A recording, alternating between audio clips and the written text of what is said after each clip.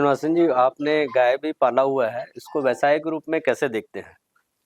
Sir वो गाय हम माता बोलते हैं इसको, नेक्स्ट टू मदर का नेक्स्ट प्लेस दिए में एक ही एनिमल है तो वो तो गाय। उसका ना कोई वेस्टेज करके कोई मटेरियल है ही नहीं उसमें। गोमूत्र से लेके उसका सींग से लेके उसका चमड़ा, उसका बाल, हर चीज का उसको उपयोग होता है। उसका जो काऊ डंग गोमूत्र है, अरे आपने केवल दूध तो एक मेन प्रोडक्ट है, उसको उसका तो बारे में तो बताने की जरूरत है, बट उसका अलावा उसका जो वेस्टेज से जितना मटेरियल उसमें निकलता है।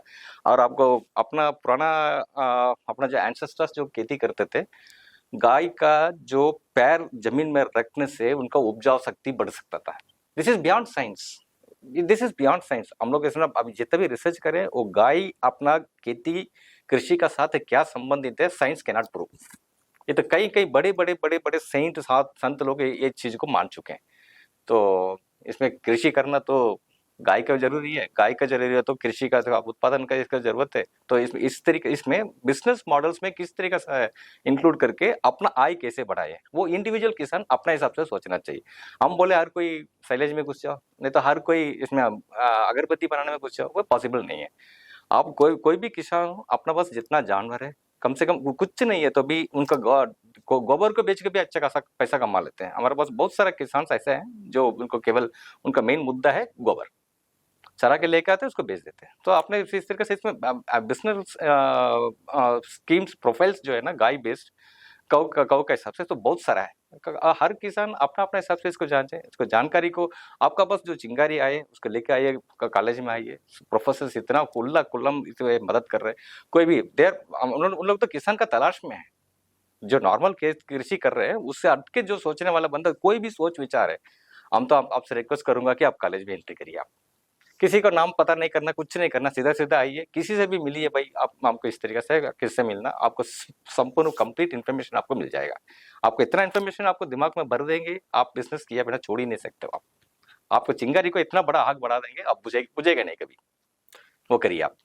चलिए श्रीनिवासन जी, वार्ता को आगे बढ़ाते हुए, जैसे कि आपने एनएलएम में साइलेज के साथ साथ 200+10 बकरी पालन का भी यूनिट लिया हुआ है।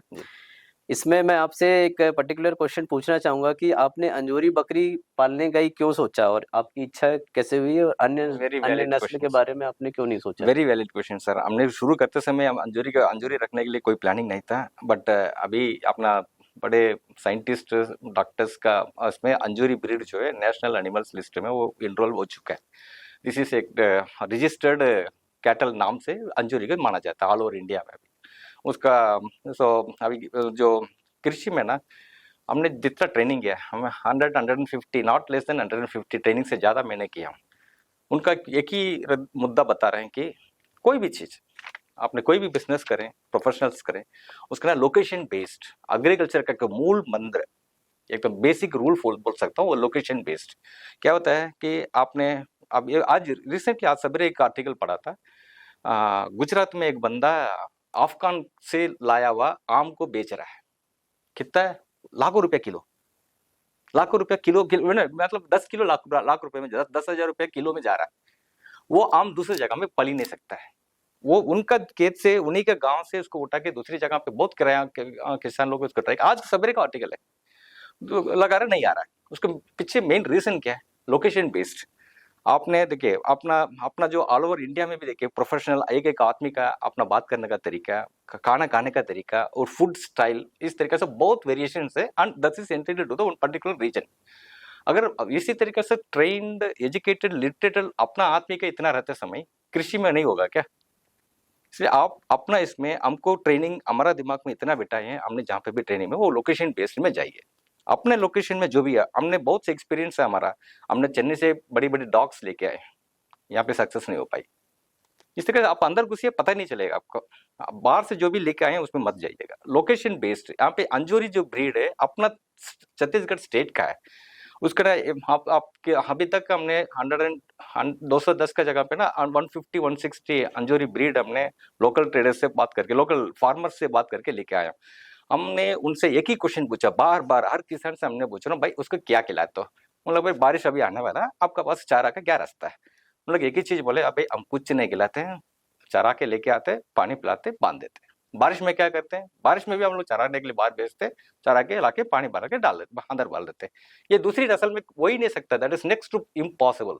ये हमारा एक्सपीरियंस है, हम ये सच्चे करके नहीं बोल रहा हूँ, ये हमारा एक्सपीरियंस है। ये आपको आप अच्छा लगेगा तो ये अपनाइए। हमारा एक्सपीरियंस ये बोलता है कि अपने लोकेशन बेस्ड, यहाँ पे लोकली जो अवेलेबल्स है उसका करिए। अपना अंजोरी ब्रीड का खासियत क्या है, अभी ये तो फर्स्ट वो गवर्नमेंट लिस्ट में इंक्लूड हो गया, सेकंड उसको ना डिसीज प्रोन है, आप देखिए इसको बहुत कम उसमें बीमारी पीड़ित होता है, और सेकंड इसको ना छोटा नस्ल होता है, ट्रेडिंग बहुत आसानी है, आप कर ही सकते हैं। बड़ी नस्ल का ना इन्वेस्टमेंट भी ज्यादा है, इसमें अगर 4,000 5,000 में एक बकरी मिल जा रहा है, बड़ी नस्ल का देखेंगे आपने 25-30 हजार का नीचे बकरी मिल ही नहीं सकता है। इतना सारा इन्फॉर्मेशन देते हैं, ऊपर ऊपर का तो चीज है, और अंदर घुसेंगे उसका FCR फीड कन्वर्शन रेशियो किस तरीके से आएगा, ये सब सारा देखेंगे। और अंजोरी ब्रीड का मुकाबला में ना दूसरा कोई भी नस्ल नजदीक में भी नहीं आ सकता। This is the main reason sir मैं क्यों अंजोरी में गया। श्रीनिवासन जी, मैं आपसे एक और बहुत इंपॉर्टेंट क्वेश्चन पूछना चाहूँगा कि आपके पशुपालन की तरफ रुझान में किसकी भूमिका महत्वपूर्ण रही है, एवं इसमें अपने दाऊ श्री वासुदेव चंद्राकर कामधेनु विश्वविद्यालय का कैसा योगदान रहा है, और इसके बारे में आप विस्तृत में बताइए। नहीं सर, हम ये है ना, ये क्वेश्चन पूछ के हमको एक अच्छा मौका देने के लिए आपके लिए धन्यवाद। हमने केवल गाय के लिए नहीं है, हमने हमारा जो कॉन्फिडेंस लेवल ऊपर बढ़ाने में भी इस कॉलेज का पर्टिकुलर, इस कॉलेज का जो रोल है हम भूल नहीं सकता। इंजीनियरिंग से छोड़ के हम कृषि में आने के बाद हमको तो zero information, I know nothing. Construction को बोलिए, हमने अभी भी स्टिल हमने एक बड़ी बड़ी कंपनी का भी ना बेसिक इंजीनियरिंग कड़े कड़े में डिजाइन करके दे सकता हूँ, कितना कास्टिंग आएगा, कैसा करना, क्या करना। उस तरीके से बंदे को कृषि में लेकर आके छोड़ेंगे। मैंने शुरू में इतना नुकसान हुआ कि अब तो कई बार मैंने साहब को भी मैंने अप्रेजर किया हूँ। वापस उस तरीके से बंदों के इधर आने के बाद गाय का नस्ल, जब गाय पालना कृषि करना तो गाय चाहिए करके बोलेंगे, तो इधर सीधा मैंने कॉलेज पाया। उन्होंने जो ऑक्शन में जो गाय दिलाया, गाय दिलाने के बाद भी उन्होंने बैक एंड सपोर्ट, ऐसा नहीं है इन्होंने ऑक्शन में जो गाय को बेचते हैं उसके बाद आप जैसे भी करें, नो। ये नहीं क्वेश्चन, कोई बीमारी हो कुछ भी हो एग्रीकल्चर रिलेटेड ना, आपने जब भी एनी टाइम ऑफिस टाइम में नहीं है, सवेरे रात को किसी में कोई बीमारी आया तो भी ठीक है। ये कॉलेज का इतना जो रोल करते हैं फार्मर को, केवल मेरे लिए नहीं है, हर किसी किसान को हमने एक बार यहाँ पे ट्रेनिंग में आते समय बोले कि यहाँ पे एक लेक्चरर प्रोफेसर ना एक फार्मर थे जो यहाँ से कॉलेज से भाई दूर चले गए, दूसरे स्टेट में सेटल हो चुके। वो जब भी मायका में जाना करके बोले तो सीधा इधर कॉलेज में आती है। आप रोल समझ सकते हैं कितना साल से, मतलब क्या ना, ये ना फूड जो है ना, खाना वो मटेरियल नहीं है, वो एक इमोशन है। कितने लोग समझते हैं इस चीज को। Food is not a material. कहीं पे भी लड़की लड़का देखना चाहते हैं, उसका हाथ में खाना नहीं खाते हैं, क्योंकि वो इमोशन बिल्ट हो जाता है। एक अच्छा खाना उसको खिला दिए, लड़का पसंद आया नहीं आया उसको मना नहीं कर सकते। क्यों? क्योंकि वो खाना का रोल करता है। तो इसलिए बोलते हैं खाना जो है एक इमोशन है। उस खाना को बनाने वाला किसान को इमोशंस को इज्जत करके आगे बढ़ाने में इस कॉलेज का जो रोल है, हम हर किसान का तरफ से हम धन्यवाद कर रहा हूँ। आप इस तरीके से रोल बनाते रहिए, हमारा आंख गीला हो रहा है क्योंकि हमने कितना तकलीफ से लेके हम ऊपर आया, हमारा कॉन्फिडेंस लेवल ने किस तरीके से इस कॉलेज ने बढ़ाया। Really thank you. जैसा कि श्रीनिवासन जी आप जानते हैं, अभी हमारे यहाँ जो है सरकारी नौकरियां कम होते जा रही है। काफ़ी बच्चे जो है पास आउट होकर निकल रहे हैं वेटनरी के, एग्रीकल्चर के। तो आप इन युवाओं को आप क्या संदेश देना चाहेंगे? सर हम तो बता रहा हूँ, मैंने शुरुआत में मैंने ये शुरू किया था, हमने नौकरी बहुत लेट से छोड़ा है। अभी अपना इंडिया जैसे कंट्री में 140 करोड़ का पॉपुलेशन हो चुकी है, तो कितने लोगों को नौकरी दे देंगे। केवल नौकरी वोकरी किनारे रखिए, मैं और की वैलिड इन्फॉर्मेशन दे रहा हूँ। अपना कंट्री का GDP में टैक्स पेयर्स टोटल 4%। आप समझ रहे हो, only 4% of people are paying tax.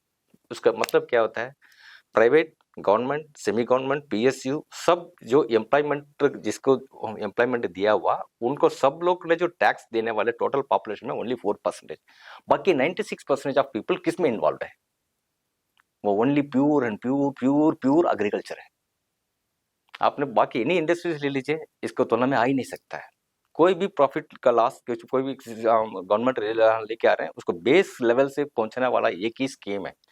तो जो रोजगारी सिस्टम में लेके हर चीज वो अंदर से होता है, तो ओनली एग्रीकल्चर सेक्टर है। एग्रीकल्चर सेक्टर में इतना रोजगारी है तो बड़े पड़ा हुआ है। आपने जमीन इतनी बड़ी पड़ी हुई है अपने देश में कि उसका जमीन नहीं है, कोई बात नहीं, आप आगे उठिए। आप हमारा नंबर नोट कर लीजिए, मैं बता रहा हूँ, हमारा नंबर है 775-2020-100। 719। केवल एग्रीकल्चर का नहीं है, आपने खेती रिलेटेड आप एनी इन्फॉर्मेशन आप हमसे पूछिए, आप लोग सबका मैं एक रास्ता बताएंगे।